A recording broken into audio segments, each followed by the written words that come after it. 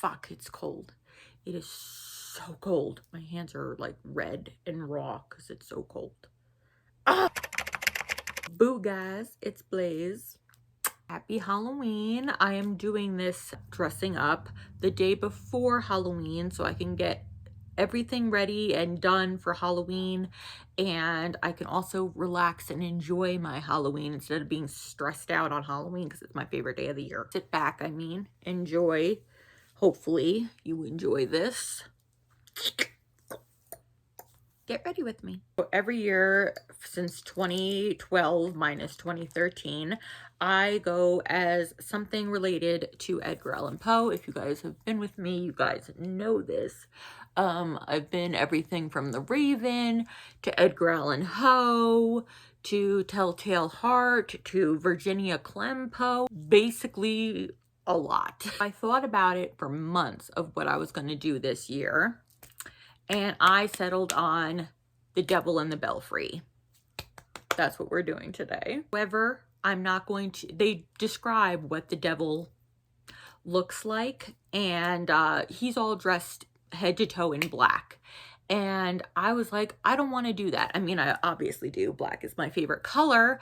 But I've done so much black and red in my life for Edgar Allan Poe stuff that I wanted to do something a little different. There is going to be some black, but I am interpreting it into my own and making it my own. I wrote down like hella notes that I wanted to like talk about the story and like tell the short story. But then I was like, I don't think my audience really cares. I don't think they care about the story. I think they just want to see me get ready and see what the final result is. So I can give you guys like some little facts here and there to make up this video, I guess. One little cute fun factoid is it takes place in Holland. It is a Dutch village, totally made up, because the village name is Wonderwatimidis. I love that for them. If you don't know what a belfry is, it's like the place inside very large tower clocks in the middle of cities and villages and stuff like that. For a long time, I thought that it was pronounced belfry. I thought that this story was The Devil in the Belfry because look how it's spelled. Tell me that doesn't look like belfry. Now I want fries. Manjaro. The story is a great story, and they have a lot of different interpretations by Poe fans, by bookworms, stuff like that. I'll link my favorite video. I don't know who I just came across them when I was researching this story again because it had been years since I read this story, so I listened to it audibly quite a few times this month. Some YouTube channel where I guess it's like a book club type of thing, but it's like a spooky book club, and they do their interpretations and they point out things. And it was the same kind of things I pointed out, that there's a lot of religious aspects to this.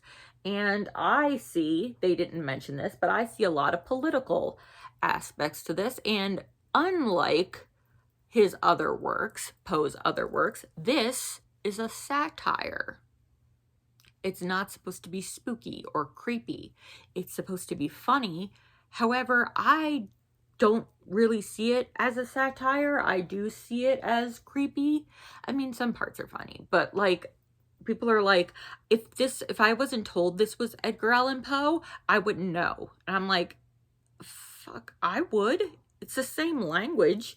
It's the same type of shit. I don't know why you wouldn't think it was Edgar Allan Poe, bitch. He also, the quote-unquote devil in this story, carries around a snuff box. And I have never heard of a snuff box, surprisingly to me. And I had to look it up on Google yesterday, and it looks like this. I'll put a picture of it up on the screen. And it literally is just a box that carries snuff. What he doing with that? He also has describing him, he has a pointy nose. What else? He's a finicky looking fellow, and he has a grin from ear to ear. Now, I'm not going to make a grin from like this, but I am going to make my smile a little bit more, or attempt to. I suck at makeup. I think a lot of this story can also takes some things that you can still is relevant today, because they live in like a utopian type of village, and they're told outside bad, inside good. They are seeing this foreigner as a threat. I mean, he winds up being a threat, but like they just judge him immediately on the way he looks. There's the thing called the council, where all of the men, of course it's all men, in their fat suits, and like their fat cat suits, and they're like short and fat and everything. And I think that's how people like describe a lot of Republicans, a lot of politicians, but also Republicans. I think there's a lot of political aspect and a lot of what's happening now. Like let's just take the country I live in, America good, Mexico bad. I'm not saying that. I'm saying that's how a lot of horrible people think. That's the way their minds think. Foreigners, bad. People inside, good. Number 7 is referenced a couple times in this story, which 7 is a biblical number. The clock has 7 faces. So there are, again, like I said, some religious aspects. It's more than that. They're obsessed with cabbages in this story, in this town too. I don't know why. I don't know what the fuck's up with the cabbages, but circles are a huge player in this story, because with circles, you just go round and round, right? But with any other shapes with points, you can go in so many different directions. Even with squares, you can start like this, or you can start like this, or you can start like, you know what I mean? There's so many options. But with circles, just keeps going in the same thing, and that shows the town. They just keep, it's pretty much Groundhog's Day. It's just like, but not Groundhog's Day, but it's just like the same thing happening over and over and over again. Nothing really changes, because nothing needs to change, because this is like the Garden of Eden, especially by saying that this town has quote unquote always existed, the Garden of Eden, like biblical stuff. So you'd have to, I'll link an audio version of the story so you can check it out below. It's 20 minutes of your time. You'll really enjoy it, I promise. If you're into weird reading, just take 20 minutes out of your day to get off TikTok and educate yourself a little bit on Poe. Love this highlighter so much. It comes in another color too, but this is like the blue tone one. It's the Wet n Wild Chameleon in Venus Swing. I love it so much. It's glittery. The only thing I don't like about it is I don't like glittery highlighters. I like the ones that make you look a little more wet.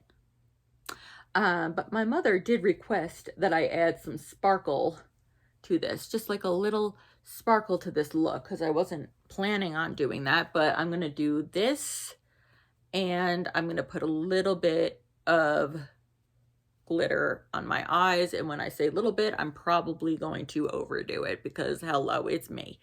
Hi Adele. I'm gonna go in my Nightmare Before Christmas palette, and I'm gonna take the shade Good Boy, which is this silvery glittery shade, which I've never used before. So hopefully this works. Is this like a wet one? In the wet, there we go. That's good. My mother is going to be so pleased that I did some glitter. I don't know why she wanted sparkle. My mother's usually not a sparkly gal, but that's pretty. I'll show you it. You'll see my full costume in better lighting, because you guys have to see my full costume. This is probably my favorite and my mom's favorite costume that I've ever put together.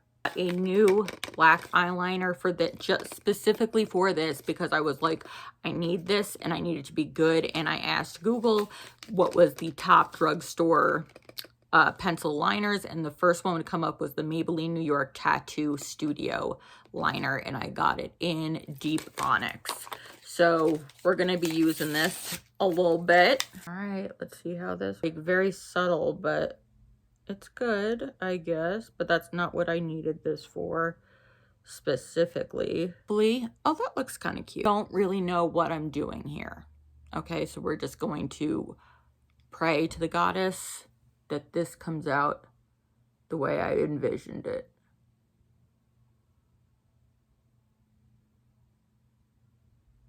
Not at all. But there's no turning back now, is there? I'm going to try to draw, oh, I need to sharpen this. A grin, kind of.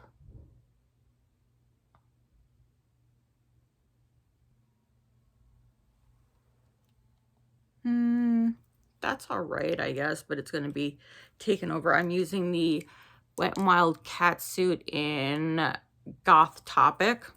Love that name. So cute. By the way, I'm wearing my Hocus Pocus sweatshirt I got from Torrid, if you are interested in getting it. I hope it's still up. Here we go. That's as best as that's going to get.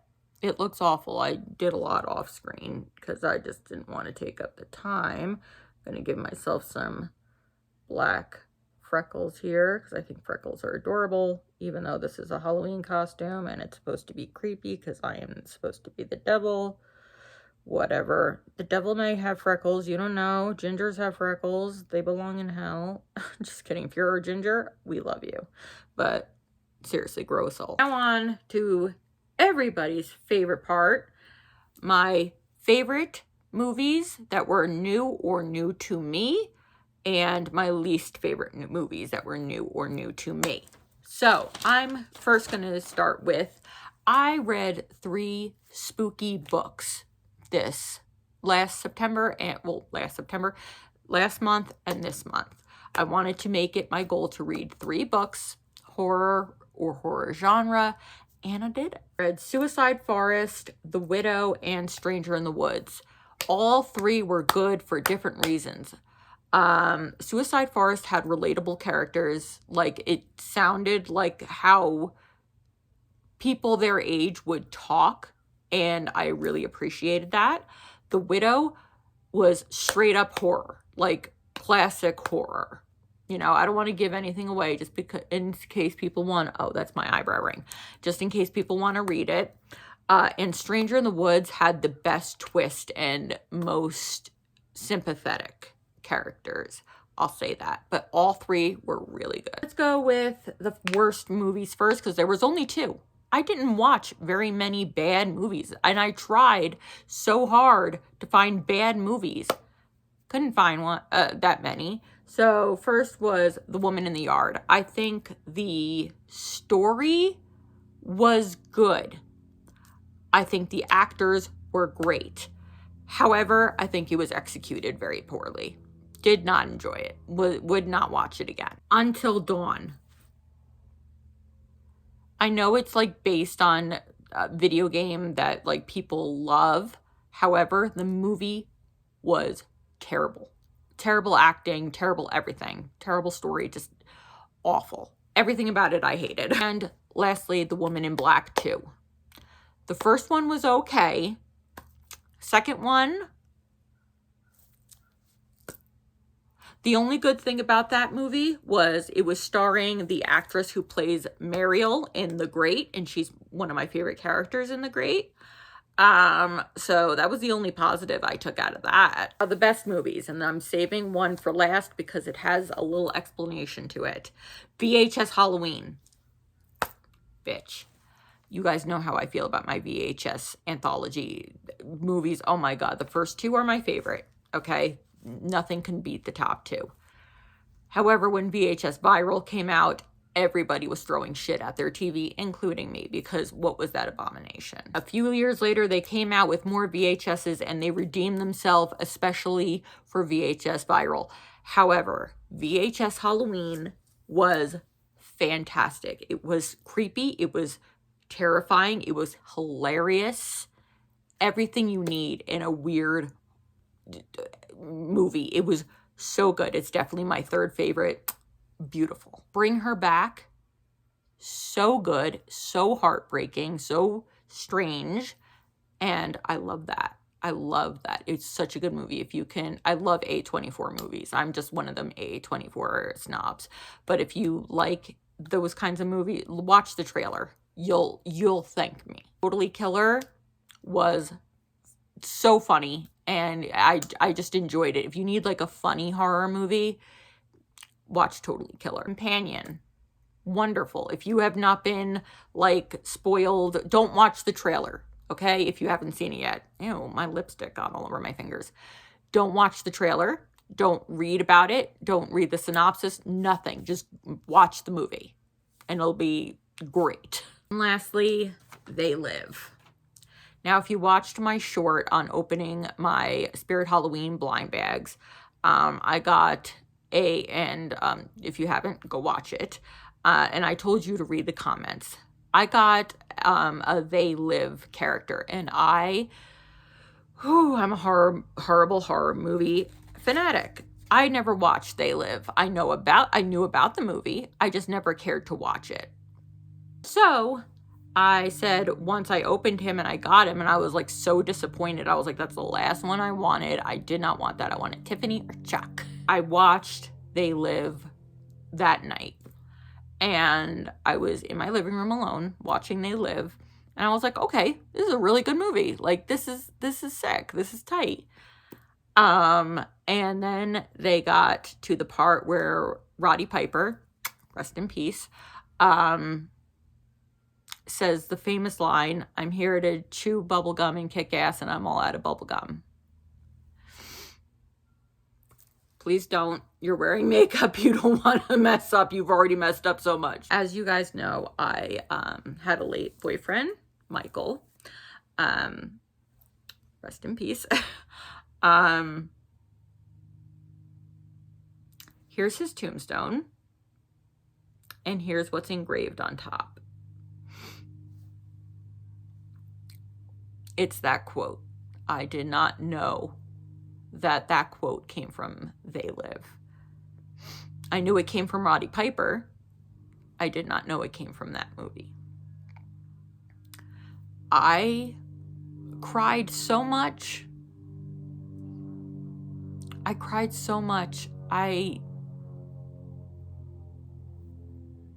It was like Michael was coming down and telling me, hey, bitch, you got to watch this movie. You got to watch it because it's great. Why haven't you watched this yet? And the movie was great. I love the elites all being, I don't want to spoil it for you if you haven't seen it, but I love the movie. Great, lovable cast. Was not expecting that.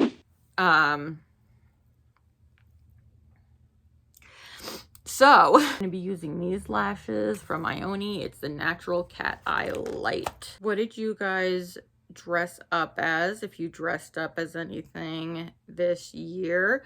If you have, send me a picture and I'll put it in my vlog. I mean, what an honor that would be. I always love to see you guys in costume. I think you guys do great. And if you watched any movies this year, spooky movies, let me know which ones. And if you thought they were good, what you thought about them, I'd like to know. I don't know if I'm going to have this video up on Halloween. I don't know if I'm going to be able to edit that fast. I'm either going to have it up on Halloween or November 1st, which I usually upload them is November 1st. But I'm going to try to have it out on Halloween so you guys can get ready with me on Halloween. Took my lashes way too long, but I think I fixed my smile, my grin. Is it a devilishly grin? I don't know. Maybe I messed it up even more. I put my jewelry on. So we've got these little hanging bats that's got that red gem. I wore this a couple weeks ago. I'm sure you saw it in one of my vlogs. I was trying so hard to pick out the perfect jewelry for this, and I just don't have perfect jewelry today. I do have my hearts that say, do not today, Satan. But like, I am supposed to be the devil. So it would be Not Today Me.